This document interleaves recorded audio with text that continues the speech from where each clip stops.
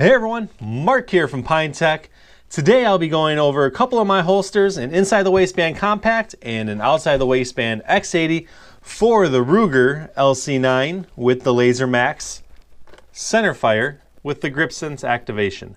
I've had a lot of requests for this particular laser and firearm setup, so I bought the laser and I am now making holsters for you guys.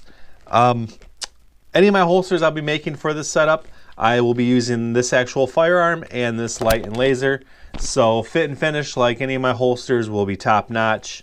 I am actually making the holsters directly off a real firearm in this instance versus a mold. So whenever I do that, it's just best of the best as far as fit and finish goes. All right, so on to the holsters. We got my compact here, one of my best selling holsters. It's, you know, if you're new to any of my videos or if you're going to watch this for, you know, the 50th time, my compact is going to be simple, well refined. It's designed to be as minimalistic as possible, but refined as far as build quality, fit and finish. All my edges are rounded and sanded and polished, so you're left with a no tool mark, finished, rounded, very smooth, waxed edge. Slide this in here. You got a couple retention screws and rubber washers in there to adjust the retention. 1.5 inch belt clip, mold injected with some rubber washers in there to relieve tension from taking this on and off.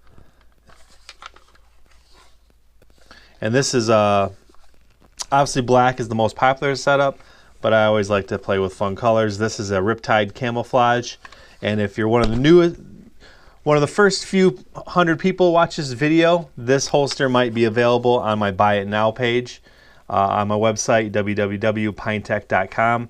I'll have it up there for a discounted price just because I made it just to show you guys for this video. But this is my compact holster.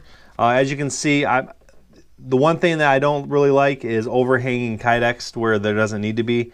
So I do have a bump out right down here, and that's just to add these 2 retention screws for retention, which, you know, 2 is way better than 1 because you can have a wider area for this to clamp down and give you a better grip on the gun. That way you got a holster that, as you can see, it's got a nice snap to it. This gun ain't gonna go anywhere unless you pull it, but yet the pull is really nice and pretty easy. You can tighten this down if you want to have a more refined click and a harder draw, or you can loosen it up where it just kind of drops right in. That's up to you. Again, that's adjustable. As far as what I was referring to as lines and overhanging kydex, as you can see by the trigger guard area here, I've got it sanded down and leveled out with the trigger guard, so that way when you're going to grab the firearm, your finger isn't interfering with any overhanging kydex. Any overhanging kydex down here is a scrape point. Now, it may not seem like a big deal if you just draw once, but if you're practicing, say you're practicing with an empty firearm in your living room because it's a new gun, a new holster, which you should always practice with an empty firearm, and you do it 50 times, 100 times in your living room or wherever you're at the range, that rubbing is going to catch your finger over time, and it's going to just create an irritant. So no overhanging kydex down here. I like to mimic the lines of the gun, followed up the back, and this right here, the sweat shield goes all the way to the edge. But again, we're not having anything overhanging. Overhanging is going to create a scrape or a pinch point for your clothes and your skin, so we don't want any of that. We got a sight channel in there. That's going to be able to accommodate aftermarket sights that are a little bit taller and give you plenty of room in there for your sights. And just a little bit of a bump out up top here, but that doesn't go anywhere. That's not going to affect anything. And then just keep a nice kind of flush belt clip. So that's my compact holster, guys. Again, just refined to be simple, but as far as build quality, curves, the way I cut it, the way I design it, it's a little piece of art for me.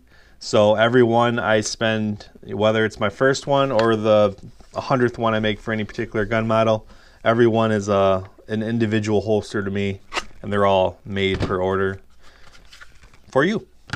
All right, so that's my compact, a great inside the waistband holster. Real quick, I didn't mention here's the cant. This is a 10-degree cant.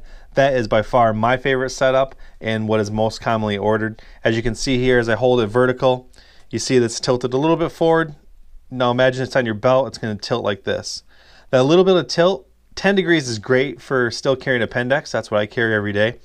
But it's also tilted forward enough that if you want to move it around to 3-4 o'clock on your hip, it's tilted forward, heighted this handle for concealment, less printing, and just help ease of a draw back at 4 o'clock as well. Whereas a straight vertical, this would print more. See that little, just that little bit of a twist is going to cause a little more printing, and if it was 20 degrees, you know, that's not going to be good at all for a Pyntek. So I like 10. It's pretty universal. It's a good cant. It's a good setup. If you're a beginner, I would just order that. If you don't know exactly what for sure how you like to carry, that's a good starting point. Onto my X80. My X80, I build in about roughly the same thing. I build in about a 10-degree cant. So as you can see here, it's got a little tilt forward. Now that can be adjusted. You could take this belt loop right here and you could drop that down.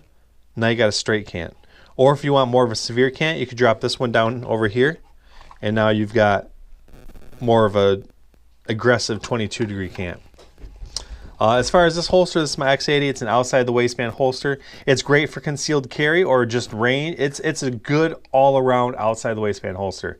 With my angled belt loops that I use back here, I use 1 3/4 inch for a standard belt loop on this. So this should accommodate most belts. I can do 1.5 or 2 inch. That can be requested. But as you can see here, you know, your belt's going to go through those 2 loops, and this is going to be tight to the body. And when you're wearing it, it's going to pretty much be nice and tight to the body. Nothing's going to be poking out. Now this is a traditional pancake style where I take 2 pieces of Kydex and I press them and I eyelet them together. Now since this is a laser model, I do not have retention on my X80 holster where I typically would, because the retention would come from underneath the trigger guard. And to keep this holster as far as size without having to add an extra 1/2 inch over here, I don't do the retention because it's got nice built-in retention from the trigger guard and the laser. Now I can hold this upside down. It's not going to go anywhere.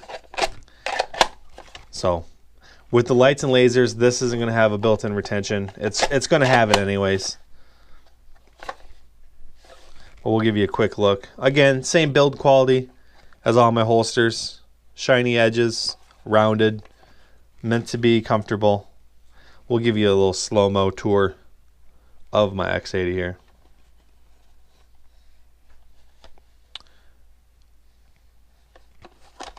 Alright guys, well that's a couple of my holsters, and I can make any of them. For the LC9 with the Lasermax Gripsense, it's been requested quite a bit, so I finally got the laser, and I'm making holsters for you guys. I like to keep my videos short. This one's kind of a double holster video, so it's a little bit longer, and if you watched it to the end, I really appreciate it.